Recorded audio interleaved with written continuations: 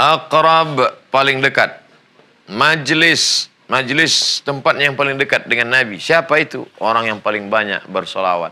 Sudahlah zamannya jauh, waktunya jauh. Kesempatan kita satu-satunya adalah ketika kita bisa mendekatkan diri dengan banyak bersolawat kepadanya. Oleh sebab itu maka aqrabu majlis. 10, 9.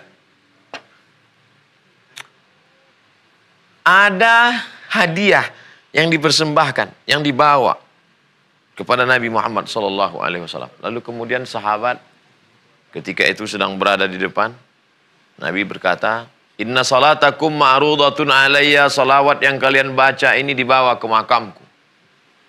Salawat yang kalian ucapkan itu dibawa ke makamku. Sahabat bertanya, Kaifa salatuna ma'rudatun alayka wa qad arimta? Bagaimana mungkin salawat kami ini dibawa ke makammu padahal engkau sudah hancur berkeping dimakan cacing tanah? Langsung Nabi menjawab, Innallaha harramal arda ajsadal anbiya. Allah mengharamkan tanah menggigit jasad para nabi. Ini benar atau tidak bohong? Bagaimana ketika pada suatu masa dinding-dinding tanah makam Nabi dikerok pelan-pelan pada saat zaman Nuruddin Zinki. Mereka ingin mencuri jasad Nabi SAW. Mimpi datang kepada khalifah, maka langsunglah mereka tembok dengan cor beton, cor timah ke bawah, sehingga tertutup keliling. Selamat. Begitulah kuasa Allah Subhanahu wa Ta'ala. Lalu kalau begitu jasad Nabi tidak pernah dicek, diperiksa. Tidak. Benarkah hadis ini? Jangankan Nabi. Ketika digali pemakaman makam pahlawan, karena dulu di pinggir kota dengan pesatnya pembangunan, yang di tepi kota menjadi di pusat kota, mau dibuat mal, gedung, akhirnya dipindahkan. Ketika dipindahkan ternyata ada jasad yang utuh, jangankan kulitnya, jangankan wajahnya, kain kafannya pun tidak disentuh oleh cacing tanah. Bukan Nabi, hanya orang-orang yang mengikut sunnah Nabi, menghafal Al-Quran, kitab suci yang diturunkan kepada Nabi, tapi dia mendapatkan keutamaan. Allah sedang ingin menunjukkan, jangankan Nabi Muhammad SAW, orang yang mengikutinya pun, kalau orang yang mengikutannya saya dijaga Allah, apalagi dia yang menjadi sumber segala kebenaran yang dia bawa dari Allah Subhanahu wa Ta'ala. Bayangkan ada persembahan kita dari bumi terujung terjauh, dari umat terbanyak di antara umatnya, dibawakan ke makamnya. Ya Rasulullah SAW, inilah hadiah dari umatmu, solawat. Betapa bahagianya, betapa bangganya. Itulah mengapa kita memperbanyak solawat pagi, petang, siang, dan malam. Saat membawa kendaraan, bersolawat. Saat lampu merah, bersolawat. Saat macet, bersolawat. Apakah dengan marah-marah, sumpah serapah? Adapun musik, lagu, batil, bukan religi, tidak mengingatkan kepada Nabi, menjauhkan, malah mengajak bermaksiat. Stop, taubat, berhenti. Mulailah diisi dengan solawat-solawat. Adapun solawat dengan irama seni, suara yang lembut, yang baik, yang tidak membawa kepada hawa nafsu, amat sangat baik. Nabi memuji suara yang bagus. Datang seorang sahabat bersyair, memuji Nabi SAW. Nabi sakata wa tabassama. Nabi diam dan tersenyum. Ini menunjukkan diamnya Nabi, tersenyumnya Nabi, menunjukkan bahwa bersolawat dengan solawat yang dibuat, bersolawat dengan puji-pujian adalah dibenarkan. Tapi ketika pujian itu sudah melampau, maka kata Nabi SAW, La tatruni, jangan kamu terlampau memuji aku kama atiratin nasara al-masih, sebagaimana orang Nasrani memuji al-masih, mengatakan dia anak Allah. Dalam agama keyakinan kita, Muhammad adalah Rasulullah, Muhammad adalah Nabiullah, Muhammad adalah Habibullah sallallahu alaihi wa alihi wasallam. Ya ayyuhalladzina amanu sallu alaihi wa sallimu taslima. Sampai di sini mungkin ada yang ingin ditanyakan.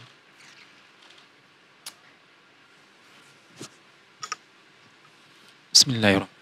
Assalamualaikum warahmatullahi wabarakatuh. Waalaikumsalam warahmatullahi wabarakatuh. Mau tanya Ustadz, keutamaan sholawat dan sholawat apa sajakah yang harus kita amalkan, dan salawat itu malaikat apa yang menyampaikan kepada Rasulullah? Sekian Ustadz. Salawat yang berasal dari hadis Nabi Shallallahu Alaihi Wasallam dapat dilihat dalam Sahih Bukhari dan Muslim.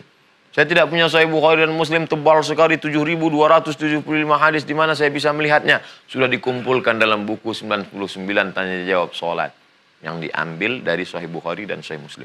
Allahumma salli ala sayyidina Muhammad wa ala ali Muhammad. Sependek-pendeknya. Mau pakai Ibrahimiyah, Allahumma salli ala sayyidina Muhammad wa ala ali Muhammad kama shallaita ala Ibrahim wa ala ali Ibrahim innaka Hamidum Majid. Allahumma barik ala Muhammad wa ala ali Muhammad kama barakta ala Ibrahim wa ala ali Ibrahim innaka Hamidum Majid. Baik. Tapi kami biasa baca selawat yang diajarkan ulama. Allahumma salli ala sayyidina Muhammadin salatan tunjina biha min jami'il ahwali wal afat wa taqdi lana biha jami'al hajat wa tutahhiruna biha min jami'is sayyiat wa tarfa'una biha indaka 'ala darajat wa tuballighuna biha aqsal ghayati min jami'il khairati fil hayati wa 'alal mamat innaka sami'un qarib mujibud da'wat wa yaqdiyal hajat. Tak ada dalam hadis, tapi maknanya baik. Apa maknanya? Salatan tunjina biha min jamil ahwali wal afat. Dengan salawat ini kami berharap supaya kami selamat dari segala malapetaka, bencana, musibah. Wa taqdilana biha jami'al hajat. Dengan salawat ini kami berharap agar engkau tunaikanlah segala hajat-hajat kami ya Allah. Wa tutahhiruna biha min jami'is sayyiat. Kami berharap dengan salawat ini engkau sucikan kami dari segala macam silap, salah dan dosa. Wa tuballighuna biha aqsal ghayat. Dengan salawat ini kami berharap engkau sampaikan kami kepada cita-cita tertinggi min jami'il khairat, segala kebaikan-kebaikan fil hayat, saat hidup, wa ba'dal mamat, maupun sesudah mati. Maka tidak bertentangan dengan sunnah Nabi Muhammad sallallahu alaihi wasallam. Malaikat apa yang membawa solawat itu dari rumah kita ke makam Nabi Muhammad sallallahu alaihi wasallam? Munkar, Nakir, Raqib, Atid, Kiraman, Katibin, Jibril, Mikail, Israfil, Israel. Itu pelajaran saat kita dulu sekolah, malaikat ada 10. Kenapa 10? Karena kalau lebih muridnya tidak hafal. Banyak sekali malaikat-malaikat yang tidak disebutkan namanya. Apa diantara contohnya? Innalil malaikati suyyah. Sesungguhnya malaikat-malaikat itu ada yang berkeliling di atas muka bumi. Tak disebutkan namanya siapa. Lalu malaikat itu ketika melihat majelis zikir lalu memanggil malaikat-malaikat yang lain. Halummu ila hajatikum. Marilah kemari. Inilah hajat kalian mencari majelis zikir. Tidak dikasih tahu siapa namanya. Inna ahadakum yujma'u khalquhu fi batni ummihi arba'ina yawman nutfah. Kamu diciptakan dalam perut ibumu 40 hari dalam bentuk darah. 40 hari dalam bentuk air. 40 hari dalam bentuk darah. 40 hari dalam bentuk daging. 40 hari dalam bentuk cairan, 40 hari dalam bentuk darah, 40 hari dalam bentuk daging. Summa yursalul malaku, kemudian diutuslah malaikat untuk membawa roh. Malaikat apa namanya? Tidak ada disebutkan. Termasuk jugalah ini, tidak ada nama malaikat yang membawa solawat itu ke makam Nabi, tapi yang jelas solawat kita itu sampai. Ini sebagai contoh dalam kasus-kasus yang lain. Mudah-mudahan bermanfaat. Kita tutup dengan Allahumma salli ala sayyidina Muhammad wa ala ali sayyidina Muhammad. Terima kasih. Mohon maaf. Wassalamualaikum warahmatullahi wabarakatuh.